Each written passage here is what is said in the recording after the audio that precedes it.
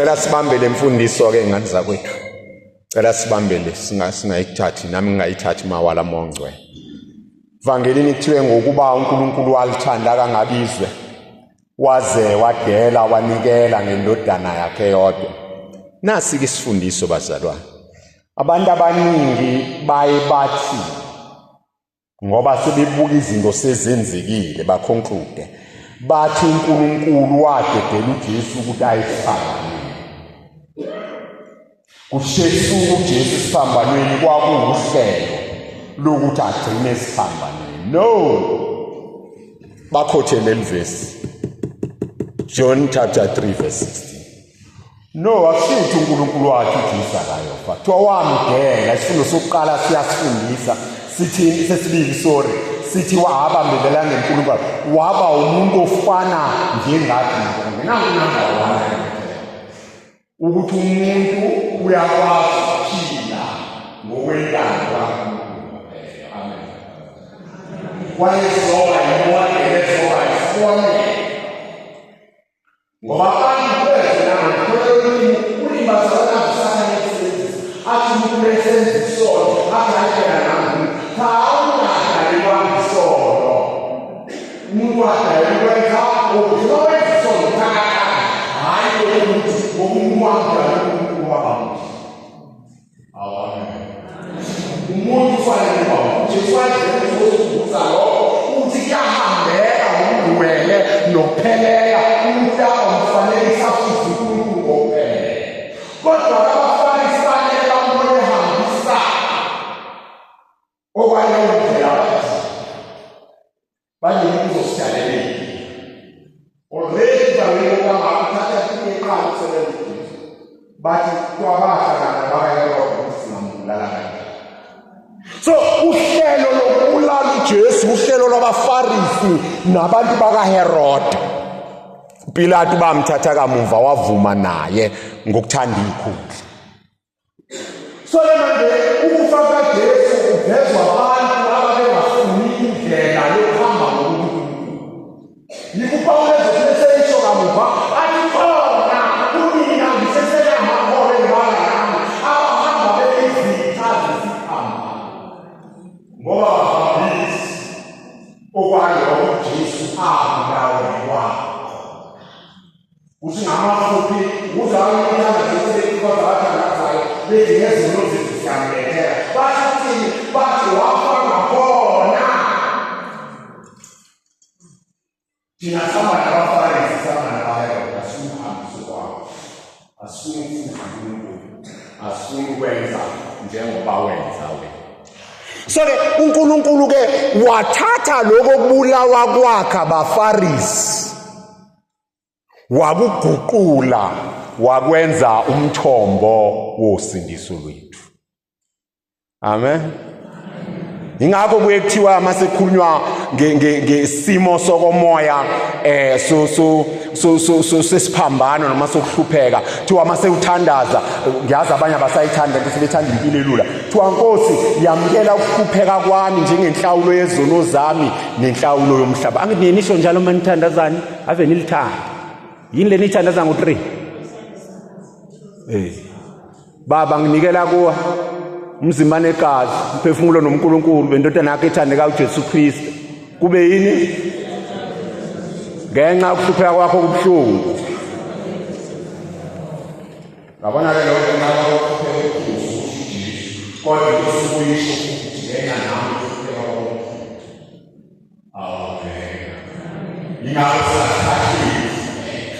sayisifuza vela kuwe mawufuna ukuthi vela kuwe uPawulos ufuna ngesiwathi ngiyeke yami ngisasathane ngudala kathatha ngamphela kumbayiso kathatha mama bathanda zemini wona kuthanda kosusa lokula wami angakusiza kosusa lokula 2 angakusiza kosusa lokula 3 angakusiza hayi ngosekukhupha baba yena kuphela kwaMthungu. Hayi kunaMthungu ngenxa kuphela kwaMthungu. Ngenxa yokugula kwaMthungu. Ngenxa yokushaya kwaMthungu. Ngenxa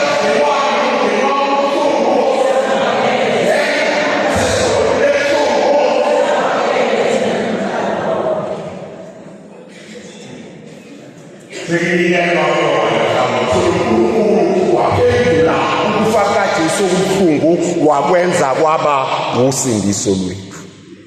Ngamanye amazwi, isiphambano siwuphawu kaNkulunkulu ephendula ithuluzi lobubi babaFarisi nabakaHerode, waliphendula laba yithuluzi losindiso.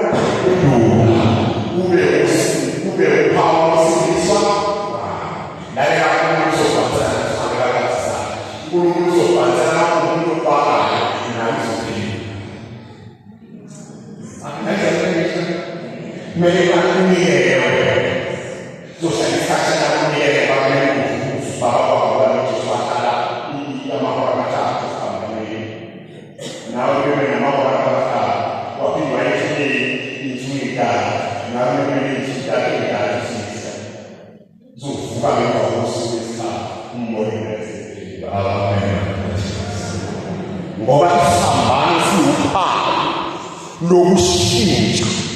Lithini lipresidente ngalo? Livula isiseko samagasi alesi umuyisiko thulelo sesa.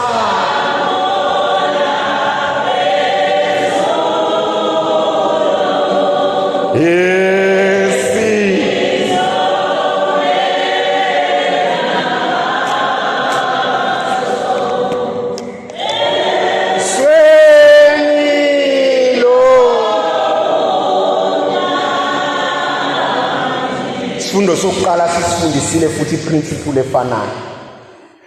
Badliwa zinyoka ngenxa yokona kwabo. Uma sebecela uNkulunkulu kuMose, uNkulunkulu uyabacelela uthi thatha isigcobo bese wakha umfanekiso wenyoka yenkosi, ukuze labo abahlatshwe noma abanyulwe izinyoka bathi bebheka le nyoka yethusi basi. Cela ubambeka. Siphambano manje sizihle basenza kahle nje kube into enhle sebenzela thina. Number 1, uJesu wayebethelwe inqunu. Amen bantu abathandazayo.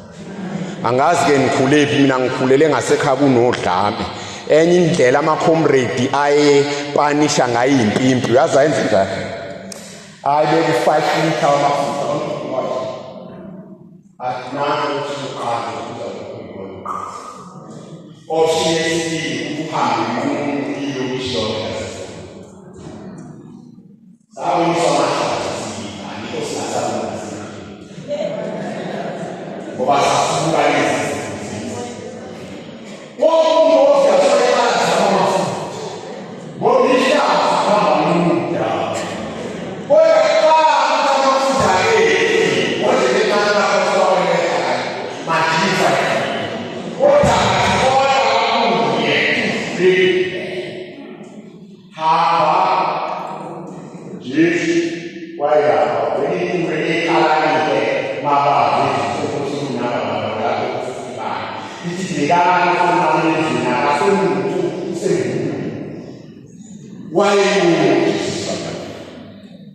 Yazwinda khona abanye bethu esinqulu namhlanje siqokile yebo kodwa abantu basihlubulile. Abanye sibaxoxelile amahlazi ethu besiwafihlile ngoba sithemba ukuthi bazawusilapha basiphilise, kodwa basakaza nezwe lonke. Abanye babona ubuze bethu phambi kwabo esikhundleni sokuthi bazosixhasa noma basithandazele noma bathule, kodwa bayotshena izwe lonke nezwe belisithanda lisihlonipha, bathi nimhlonipha nimazi. Sihambe ezweni zinqunu namhlanje sihlatshwe yinyoka ezinqunu zisababa. Asibeke uNkulunkulu sesamlezweni ukuze asindise ubunqunu bethu. Siphambano njengoba bese ngishilo kwakuyindlela yokupanisha umuntu osone kakhulu noma onecala elikhulu, the highest form of treason. Nathi mhlambe siwenzile amacala, amanye siwabheciwe, abanye nje mhlambe kule sonto bayobhekana nama-disciplinary hearing emsebenzini. Lalela-ke, sondela kuyena osesiphambanweni. Uyakhumbula isela lathini? Lathi ukhuluma kabi ngoba lwakafanele ukuba abe kule siphambano, thina sifanele. Ngiyawuzwa lowo mthandazo. Nkosi, ngiza kuwena ingulusi, ngifanele babalesile, ngifanele abafisha ngakamafongo, ngifanele imali engakhalweni, ngifanele onakele, uzungumuka mawusufikile embusweni wakho. Siphambano kuyangazi ngiyazi, kodwa isiphambano mawuma kanje bokuzame nje nawe ume for 5 minutes kanje angazi ukuthi samaqhoso ngeke babe nazo nabanye abafamabhishi ngiyabona. So uzame ukuma kanje for 10 minutes uyanqina amen. So into enkulu eyayibulala abantu onqamlezweni, yebo nakukopha khona, kodwa nokunqamuka komoya kuthiwa ngesilisi asphyxiation, nqamuka komoya. Bazalwane, izono zisinqamlile umoya. Athi oculayo 151, uSathane simnikile amathuba ngephumuya,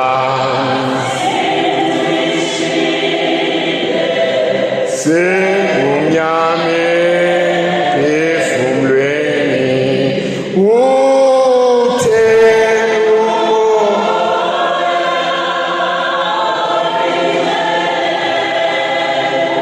phezu kwabantu,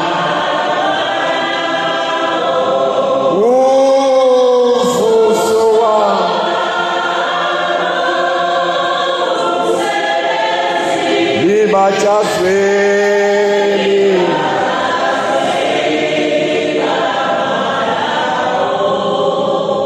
gcina ngci. Genesis chapter 3, umuntu waxoshwa nsimini yase-Edeni, waxabana noNkulunkulu ngokudla isithelo somuthi ophakathi nendawo. uNkulunkulu maseyilungisa leyo ndaba, uyilungisa ngesithelo somuthi wasesiphambanweni. Muthi wokuphila wathela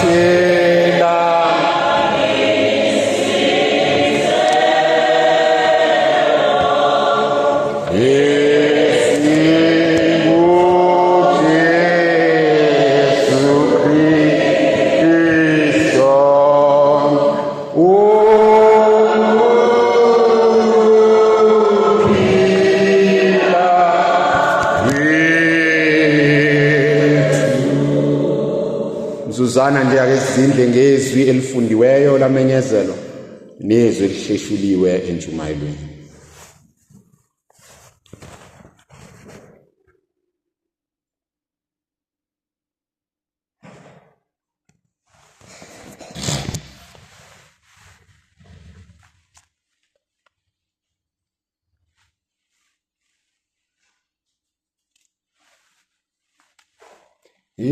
Yethemba